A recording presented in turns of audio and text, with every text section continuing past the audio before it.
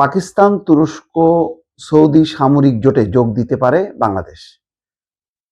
নতুন নিশ্চয়ই এই খবরটা জানেন যে ইতিমধ্যে পাকিস্তান, তুরস্ক এবং সৌদি আরব মিলে একটা সামরিক জোট করেছে এবং তারা পরস্পর যদি কেউ আক্রান্ত হয় তাহলে এই ৩ দেশ মিলে তারা সেটা প্রতিহত করবে বা মোকাবেলা করবে। সেই জোটে বাংলাদেশ যোগ দিতে পারে। পাকিস্তান, তুরস্ক, সৌদি সামরিক জোটে যে যোগ দেওয়ার ব্যাপারে হয়তো নীতিগত আপত্তি নেই। বিশেষ করে বাংলাদেশের এই ৩টা দেশের মধ্যে অন্যতম আকর্ষণ হচ্ছে সৌদি আরব, তারপরের বিবেচনা তুরস্ক এবং তারপরে পাকিস্তান।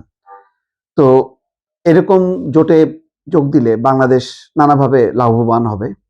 সৌদি আরবের সাথে যত বেশি একাত্ম হবে তত বেশি আমাদের সামরিক বাহিনী সেখানে নিয়োগ হওয়া, কর্মী পাঠানো, তারপরে সৌদি আরবের কাছ থেকে আর্থিক সহযোগিতা পাওয়া, অনেকগুলো হিসাব আছে। তুরস্কও তাই। তুরস্কের সাথেও যুক্ত হলে তুরস্কের যে সামরিক সহায়তা, অস্ত্র, সেগুলোর ব্যাপারেও একটা পথ উন্মুক্ত হবে।